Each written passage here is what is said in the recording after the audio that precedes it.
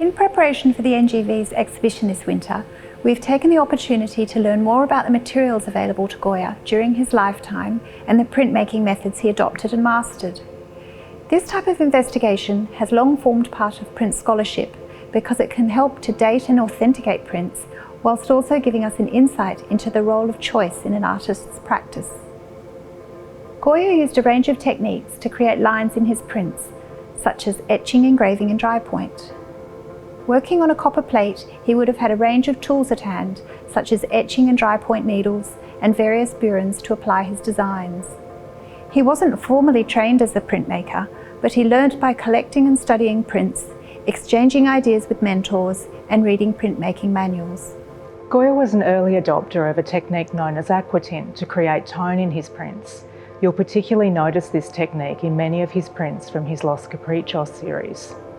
Aquatin's usually applied after line work like etching has been completed, and in Goya's time it would have involved grinding rosin and asphaltum in a mortar and pestle prior to either dusting it over the plate or mixing it with alcohol and brushing it on. The plate was then heated, melting the grains of aquatin so they became fixed to the plate.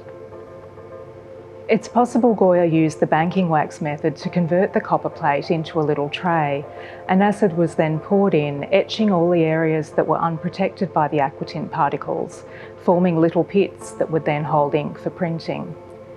Goya often highlighted areas of aquatin using a special tool called a burnisher.